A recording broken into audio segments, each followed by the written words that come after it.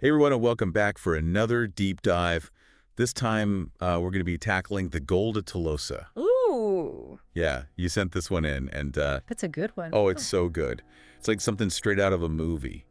You know, ancient Rome, ambitious generals, Vanishing treasure? vanishing treasure, maybe even a curse. Ooh, a curse. I know, right?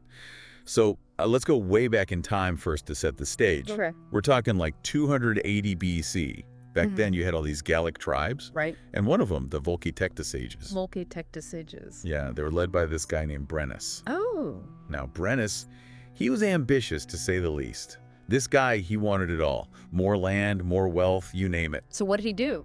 Well, he decided to set his sights on Greece. Old move. Oh, yeah. This wasn't just like a little raiding party either. No. We're talking a full-on migration, 85,000 men. They split their forces and attacked different parts of Greece. Wow. I know, right? And you want to know their ultimate goal? I do. Delphi. Delphi. Yeah. Now, Delphi, this was like the sacred site. Dedicated to the god Apollo. And it was said to be just overflowing with treasure. I mean, who wouldn't want to go after that? Right. Now I know what you're thinking. Mm-hmm. Didn't the Spartans fight the Persians at a place called Thermopylae? Exactly. And guess what? What? The Gauls. They ended up fighting a huge battle at Thermopylae too. No way. Yeah.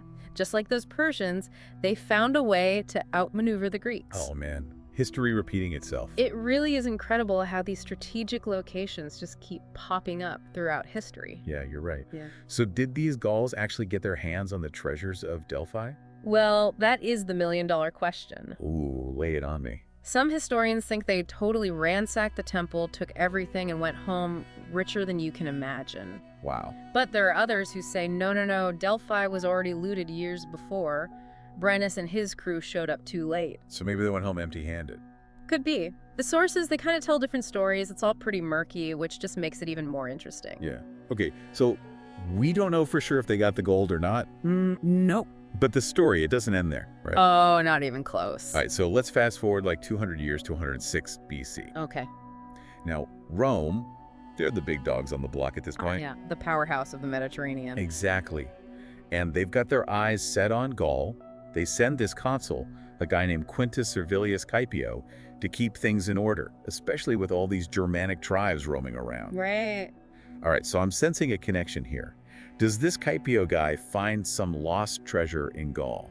Like maybe something to do with Brennus and those Gauls from way back when? You got it. Caepio, he captures Toulouse, a major stronghold of, you guessed it, the Volcae-Tectosages. No way! And get this, while he's there, he supposedly finds this crazy treasure hidden away. We're talking 15,000 talents of gold and 10,000 talents of silver. Well, hold up. I know gold and silver are valuable, but talents? Yeah. How much are we actually talking about here? So a talent was a unit of weight, but also currency back then. Think of it like this. 15,000 talents of gold. That was more than what was in the entire Roman treasury at the time. Are you serious? Seriously, we're talking an insane amount of wealth, enough to make anyone, even a Roman consul, filthy rich. That's wild.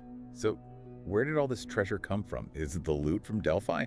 Did Brennus's descendants stash it away, only for it to be found centuries later by the Romans? That's the million-dollar question, isn't it? Did the Volcae-Tectosages really pull off the ultimate heist at Delphi and hide their loot for generations? It's tempting to think so, but the truth is, we just don't know for sure. Man, this is already a wild ride, and we're just getting started. Oh, there's so much more to come. I can't wait. So we've got this mountain of treasure just sitting there in Tolosa, a treasure that could be, connected to the legendary riches of Delphi. What happens next? Does Caepio pack it all up and send it back to Rome? Have a giant victory parade? Well, not exactly. That's where things take a really crazy turn. Yeah. While they're transporting all this treasure to Rome, it vanishes. Wait a minute. You're telling me this whole treasure hoard just gone? Poof. Gone. Vanished without a trace. How is that even possible? Well, officially, bandits stole it. Bandits? Yeah, bandits. But you can only imagine the rumors that started flying around. Yeah, I bet people were saying Caepio himself had something to do with it. Bingo. You see, later on, Caepio suffered a really bad defeat at the Battle of Arasio. Oh, I've heard of that one. Wasn't that against the Germanic tribes? Yeah, it was. The Romans got absolutely crushed. So people started putting two and two together. The missing gold, the military disaster, they began to question Caepio's leadership, his judgment, even his honesty. So was Caipio just a terrible general? Or was he playing some kind of long con? Did he, orchestrate the whole thing to make himself rich?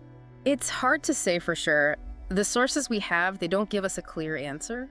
Some historians think he was framed by his rivals, political enemies who wanted to take him down. Oh, I can see that happening. Right. And others think maybe he was just tempted. I mean, think about it. So much wealth. Maybe he saw an opportunity to, grab some for himself. Roman politics. Sounds like a dangerous game. Oh, yeah. The late Roman Republic, it was a time of crazy power struggles. Yeah. Everyone's trying to get ahead, stabbing each other in the back. So what happened to Caipio in the end? Did he get away with it, or did the Romans bring down the hammer? Let's just say his career didn't have a happy ending.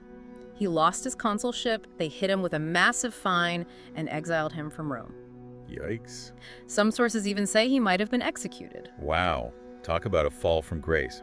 So the guy who finds this legendary treasure ends up losing everything. It's almost like a Greek tragedy. It really is. And you know what adds to the whole tragic element? What? The story of the curse. Oh yeah, the curse of the Tolosa gold. I was just about to ask you about that. You know how it goes. Stolen treasure brings bad luck. Misfortune follows anyone who touches it. Right, but are we talking like a real curse? Like some supernatural force at work?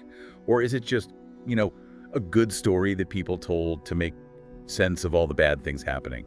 I mean, we gotta remember, curses are often used in stories, right? They explain why bad things happen, add a little mystery and drama to the story. But let's dive into this specific curse and see what we find. Okay, so what was this supposed curse all about? Who did it affect? Well, the story goes that this stolen gold brought misfortune upon Caipio and all his descendants. Like a generational curse. Exactly. His son, also named Quintus Servilius Caipio, he died during the Social War. That was the war with Rome's Italian allies, right? Yeah. The Allies wanted more rights, more power. Basically, a rebellion. Not a great time to be a Roman general. Nope. The younger Caipio, he was ambushed and killed by a Marsic general, and then his grandson, he died young too. Some kind of mysterious illness. Man, that's rough. But you said there's a more famous descendant connected to this curse. Oh, yeah. The most famous of them all. Marcus Junius Brutus. Wait a minute, Brutus. As in et Brute. The guy who took down Julius Caesar. The one and only. Brutus, he was a key player in that whole conspiracy against Caesar. And you know what happened after that? Civil War. Civil War, Rome torn apart. Brutus is eventually defeated and ends up taking his own life. So people are saying the curse of the Tolosa gold, it followed Caipio's family all the way down to Brutus. And that it was this curse that led to his downfall. That's one interpretation. Some historians say the wealth and influence from the Tolosa gold, it corrupted Brutus, led him down a dark path.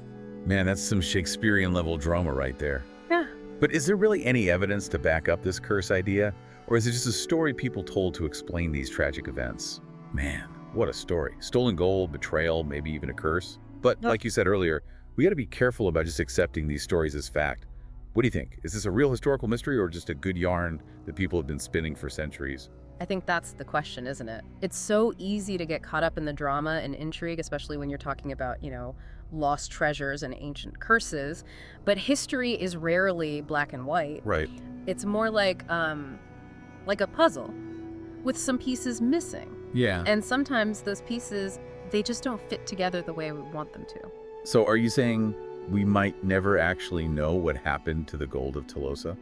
Yeah. Or if it even really existed? It's definitely possible. The sources, well, they contradict each other. And there's always a chance that some of these stories were, exaggerated or even made up for political reasons. Think about it. We're talking about a time when controlling information was a big deal. Right, like propaganda. Exactly. Yeah. So how do we make sense of all this? If we can't just take these stories at face value, how do we even begin to figure out what might have happened? Oh, that's a good question. It all comes down to critical thinking. Okay. We have to look at the evidence, consider different perspectives, and be okay with not having all the answers.